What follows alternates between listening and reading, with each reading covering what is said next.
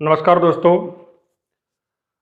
आज आपके साथ ग्रीष्मकालीन धान को लेकर एक तस्वीर को साफ करना चाहता हूं। जिस तरीके से आपने देखा है कि आज सभी अखबारों में, बड़ी-बड़ी अखबारों में ग्रीष्मकालीन धान को लेकर खबर लगी है। सभी अखबारों ने अपने-अपने तरीके से खबर लगाई है और इस खबर को सबसे पहले हमारे अनसुनी आवाज़ के संपादक रुपेश भाई हैं, उन्होंने गदरपुर से इस खबर को लाइव किया था। उस लाइव मामले में गदरपुर के किसानों ने हाई कोर्ट नैनीताल में अपील की थी इस पूरे मामले के लिए। जिस तरीके से आपने देखा था, पिछले 5-7 दिनों में जो है प्रशासन किसानों की पौध नष्ट की गई है। एसडीएम द्वारा, तहसीलदार द्वारा बाजपुर में की गई, हर जगह पर जो है पौध नष्ट की गई। उस पौध नष्ट करने के उपरांत किसान जो है मान्य हाई कोर्ट पहुँचे और उस हाई कोर्ट पहुँचने के बाद में पूरे मामले पर सुनवाई करते हुए कोर्ट ने पौध नष्ट करने का जो प्रशासन का निर्णय था उस पर रोक लगा दी है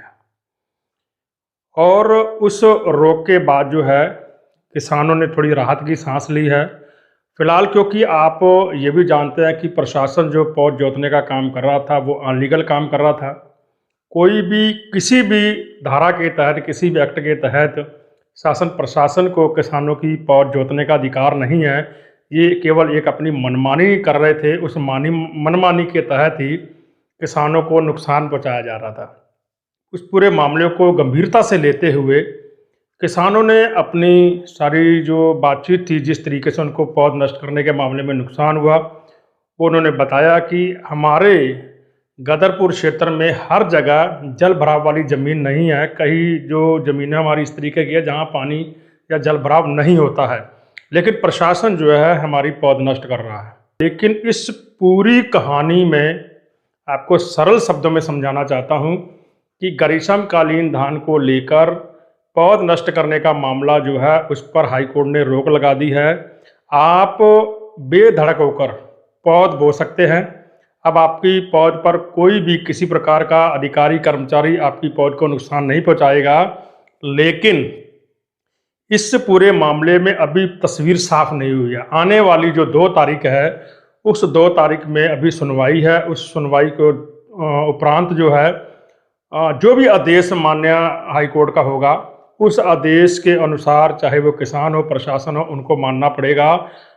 पौध आप बो सकते हैं, लेकिन धान किस तरीके से लगेगा, किस तरीके से नहीं लगेगा, कौन सी ज़मीनों में लगेगा, गेहूं काट कर लगेगा नहीं लगेगा, ये तस्वीर अभी 2 तारीख को साफ होनी है। इस तारीख से पहले कोई भी शब्द को कह देना, मुझे लगता है कि वो जल्दबाजी होगी। इसलिए ग्रीष्मकालीन धान को लेकर जो पौध जोतने का सिलसिला था उस पर रोक लग गई है। लेकिन धान किस तरीके से लगेगा, कौन सी ज़मीनों में लगेगा, हालांकि जल भराव वाली जो गहरे खेत हैं उसमें प्रशासन ने पहले ही अनुमति दे रखी थी लगाने की। लेकिन पौध नष्ट करने का जो सिलसिला था, इसको लेकर किसान माननीय हाईकोर्ट नैनीताल पहुंचे थे।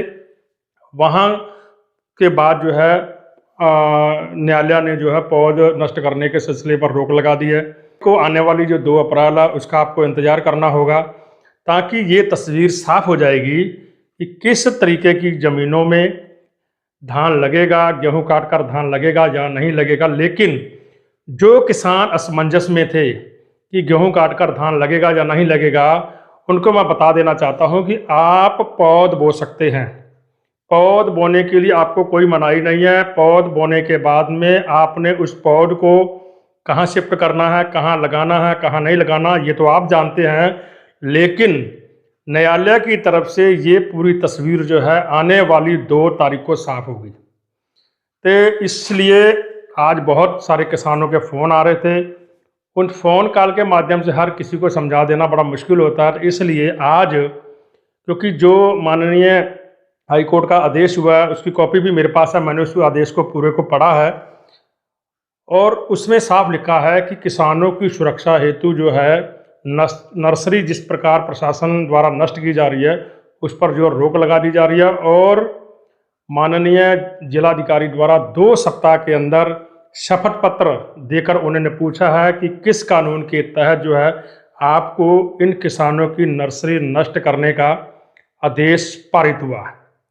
तो फिलहाल अभी 2 तारीख का करना होगा इंतज़ार। आप की जिम्मेदारी बनती है, मैंने इस पूरे मामले को पारदर्शिता का सरल भाषा में आपको बता दिया है कि आप पौध बो सकते हैं, कहाँ ये पौध लगेगी कहाँ नहीं लगेगी। आने वाली 2 तारीख का आपको इंतज़ार करना होगा। 2 तारीख में जो भी आदेश होगा हम आपको पूरी कोशिश करेंगे अपनी प्लेटफॉर्म के माध्यम से बताने का।